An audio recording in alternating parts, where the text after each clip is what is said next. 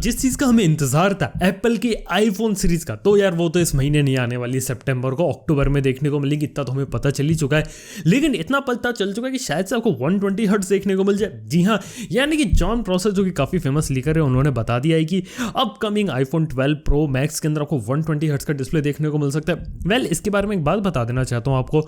इसके बारे में बात यह कि एग्जैक्टली क्या है कि 120 हर्ट्ज नहीं होने वाला है, यहाँ पे आपको अडेप्टिव रिफ्रेश रेट देखने को मिलेगा। मतलब अभी क्या होता है एंड्रॉइड फोन में 60 हर्ट्ज, 90 हर्ट्ज, 120 हर्ट्ज, 144 हर्ट्ज, आप ऑप्शन टिक कर दो, फिर जो रिफ्रेश रेट होता है स्क्रीन का वो लॉक हो जाता है।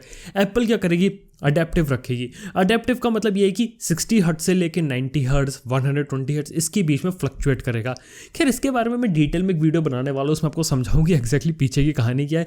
लेकिन हाँ, इस टाइप की चीज़ें बनने वाली है और इस टाइप की चीज़ें हो सकती हैं। लेकिन अभी भी ये जो डिवाइस उन्होंने दिखाया ना यहाँ पे, ये एक सैम्पल पीस है, इसे हम इंजीनियरिंग सैम्पल कहते हैं। ये अभी भी फाइनल रिटेल प्रोडक्शन यूनिट नहीं है, तो अभी भी 100% कन्फर्म नहीं है कि आपको फाइनल डिवाइस में देखने को मिलेगा नहीं मिलेगा। और अगर मिलता है ना, तो सिर्फ मान के रखिए प्रो मैक्स तक ही आने वाला है। लेकिन काफ़ी एक अच्छी चीज़ है कि फाइनली आने वाला है। और इसके साथ ये भी पता चला है कि जो लाइडर सेंसर होता है ना, वो भी आपको देखने को मिलेगा। यानी कि लाइडर सेंसर का यूज़ करके ना आप जो ऑटो फोकसिंग होती है इमेजेस की, वो आप कर पाएंगे। ये जो होता है ना, सिर्फ आप प्रो मैक्स के अंदर देखने को मिलेगा। इसी के साथ ही आपको बेटर नाइट मोड देखने को मिलने वाला है, बेटर नॉइस रिडक्शन देखने को मिलेगा। इसके साथ ही 4K में 120 FPS रिकॉर्डिंग और 4K में 240 FPS पर जो स्लो मोशन वीडियो रिकॉर्डिंग होती है ना, वो भी आप इंजॉय कर पाएंगे। तो देखा तो काफ़ी इंटरेस्टिंग चीज़ आपको देखने को मिलने वाली है। इसी के साथ ही जो नॉच का साइज़ है ना, वो उतना ही रहेगा, लेकिन बेजल कम होने से नॉच थोड़ा सा छोटा लगेगा, लेकिन नॉच का साइज सेम है।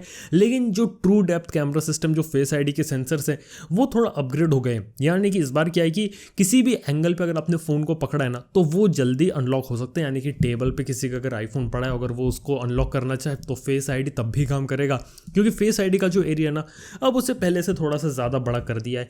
खैर, ये एक बात हो जाती है। लेकिन इसके साथ काफ़ी इंटरेस्टिंग बात यह है कि आईफोन 12 का जो 4G वर्जन होगा ना, वो शायद आपको देखने को मिले 2021 में, और उसकी जो मैन्युफैक्चरिंग है ना, वो इंडिया में ही स्टार्ट हो। यानी कि आईफोन 12 के बारे में खबर आ रही है कि विस्ट्रॉन एक कंपनी है जो कि आईफोन के लिए फ़ोन्स बनाती है, मतलब एप्पल के लिए आईफोन्स को डेवलप करती है, वो बनाएगी बेंगलोर के पास। इन आईफोन्स की मैन्युफैक्चरिंग स्टार्ट करेगी इंडिया में अगले साल से, और 2021 बेंगलोर के पास ये आईफोन 12 आपको देखने को मिलेंगे। और तब हो सकता है आपको इनकी कीमत कम देखने को मिल जाए। जी हाँ, ये बात हो सकती है। तो कुल मिला के बात है कि अगले साल जो आईफोन 12 का 4G वर्जन जिसकी हम बात कर रहे हैं, वो आपको इंडिया एक्सक्लूसिव या फिर इंडिया जैसे कुछ और कंट्रीज में देखने को मिले।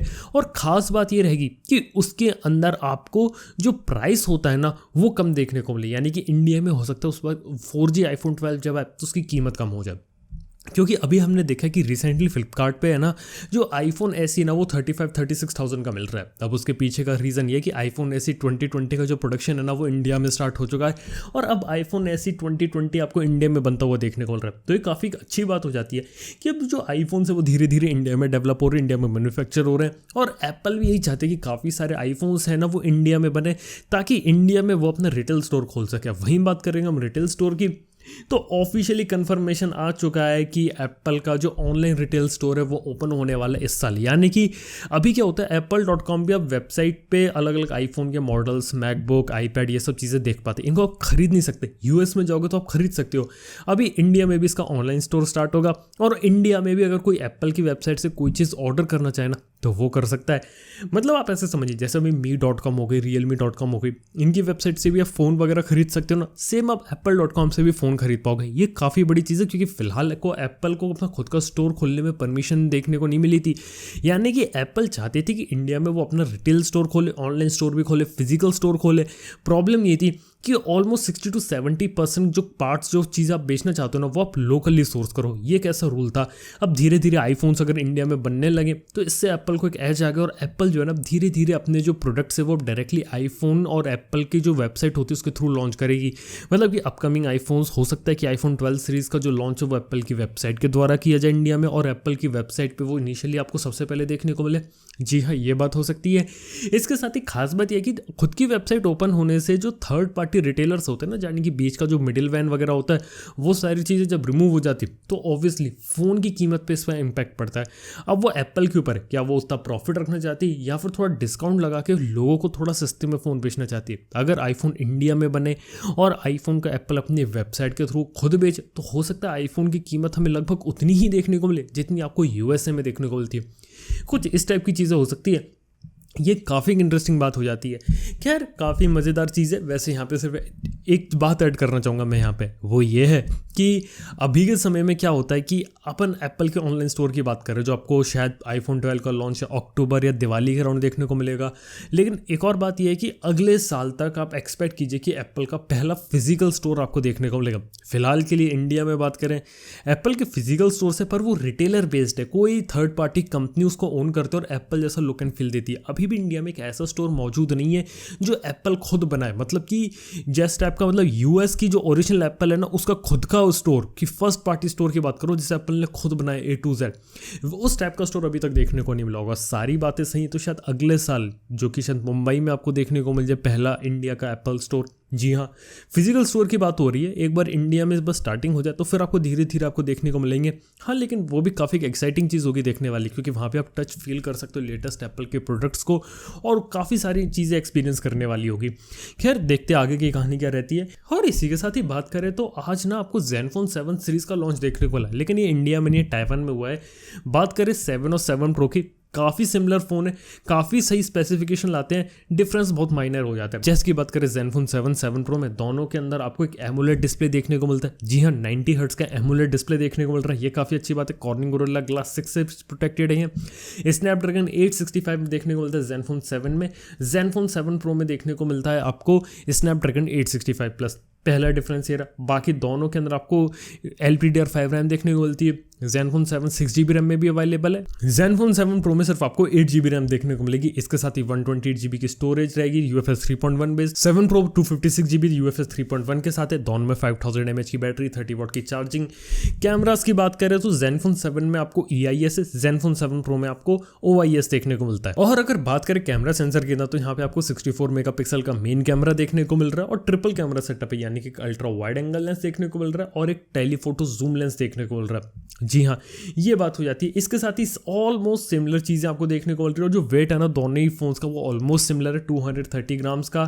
कीमत की बात की जाए तो मतलब वहाँ भी बात करें तो काफ़ी ज़्यादा महंगा है। अगर हम बात करें प्राइसिंग की तो ज़ेनफोन 7 स्टार्ट होता है $749, आप इसे समझ सकते हो अराउंड 50-60,000 की रेंज में, और $954 में स्टार्ट होता है आपका ज़ेनफोन 7 प्रो, जिसकी कीमत आप 70,000 के आसपास समझ सकते हैं। जी हाँ, कुछ इस टाइप की चीज़ हो जाती है। लेकिन आपको एक बात बताना चाहता हूँ, ताइवान में हमेशा थोड़ा महंगा फ़ोन लॉन्च होता है, इंडिया में थोड़ा सस्ता होता है, और अभी भी हमें इंडियन प्राइसिंग और इंडियन लॉन्च के बारे में इन्फॉर्मेशन नहीं है, तो अभी हमें थोड़ा वेट करना पड़ेगा। अब देखते हैं कि Asus इन फोन्स को इंडिया में लाती है कि नहीं, और अगर ये फ़ोन इंडिया में अगर आते हैं तो डेफिनेटली इन फोन्स की जो कीमत है वो आपकी 50,000 के तो नीचे होने वाली है ऑब्वियसली, और ROG फ़ोन से भी सस्ता होने वाला है। लेकिन मैं यहाँ पे एक और बात बताना चाहता हूँ, लगभग मेरे को लग रहा है कि 40,000 के अराउंड कीमत हो सकती है ज़ेनफोन 7 की, और 7 प्रो की अराउंड हो सकती है 45,000, और फिर 50,000 से तो आपका ROG फ़ोन 3 स्टार्ट हो जाता है। वेल, अभी इंडियन लॉन्च के बारे में इन्फॉर्मेशन नहीं है, हम सिर्फ इतना एक्सपेक्ट कर सकते हैं कि बाहर लॉन्च हो गया है तो इंडिया में भी इसका लॉन्च होना चाहिए, जिस तरीके से हमने Asus के पुराने फ़ोन्स का देखा है। देखते हैं क्या सितंबर में देखने को मिलता है कि नहीं मिलता, ये काफ़ी बड़ा सवाल होगा। और इसी के साथ बात करें तो जो पोको है ना, वो काफ़ी सारे लीक से कंफर्म हो गया है कि अगला जो पोको का फ़ोन है ना वो पोको X3 होने वाला है, और पोको X3 के अंदर आपको देखने को मिलेगा 64 मेगापिक्सल का कैमरा, शायद से एग्जैक्ट सेम वही कैमरा को जो पोको X2 में देखने को मिला था। MIUI 12 होगा, 120 हर्ट्ज का रिफ्रेश रेट होगा, लेकिन अभी LCD AMOLED होगा, इसके ऊपर डाउट है। और दूसरी बात है कि पोको X3 का एक 5G वर्जन आएगा जो बाहर की कंट्रीज में लॉन्च किया जाएगा, और इंडिया में हो सकता है उसका 4G वर्जन लाए, और तब देखते हैं कि शायद कौन से चिपसेट या कौन से प्रोसेसर के साथ आता है, ये भी देखने वाली बात होगी। लेकिन डेफिनेटली पोको F2 जिसका हम इंतजार कर रहे थे वो तो अभी आने नहीं वाला, लेकिन पोको X3 देखने को मिलेगा। मेरे को लग रहा है कि अभी Realme 7 Pro आने वाला है ना, उसी से डायरेक्ट compete करेगा। And speaking of Realme 7 and 7 Pro, अभी इसकी लॉन्च डेट तो कंफर्म नहीं हुई, लेकिन काफ़ी सारी बातें पता चल गई। जैसे Realme 7 Pro में AMOLED डिस्प्ले होने वाले, 60 हर्ट्ज का 90 हर्ट्ज का रिफ्रेश रेट आपको देखने को नहीं मिलेगा, और वहीं आपको शायद 64 मेगापिक्सल का क्वाड कैमरा सेटअप दोनों ही फोन्स में देखने को मिलेगा। और शायद Realme 7 Pro की कीमत शायद 20,000 से स्टार्ट होगा, 15-16 15-16 हज़ार से स्टार्ट हो सकती है Realme 7 की। चिपसेट के बारे में बात करें, Realme 7 में पता लगाया गया कि G95 चिपसेट और Realme 7 Pro में 720G चिपसेट है, यानी कि Realme 6 Pro से काफ़ी ज़्यादा मिलता हुआ फ़ोन होगा Realme 7 Pro। प्लस में AMOLED display, under display fingerprint scanner डाल दिया। और हाँ, 65 वॉट की जो फास्ट चार्जिंग होती ना, वो आपको देखने को मिलेगी Realme 7 Pro में। वहीं Realme 7 की बात करें तो वहाँ पे आपको 30 वॉट की फास्ट चार्जिंग देखने को मिलेगी। तो कुल मिला के बात ये हो जाती है।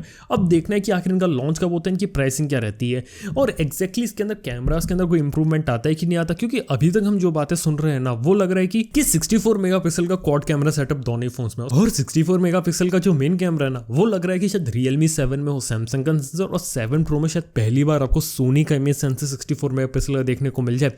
क्योंकि बात करें पिछले साल Realme XT जब से आया ना, तब से उनके हर दूसरे फोन में, कोई भी फोन मतलब जो थोड़ा सा महंगा लॉन्च होता है ना, सबके अंदर 64 मेगापिक्सल का एग्जैक्ट सेम सैमसंग का सेंसर देते हैं।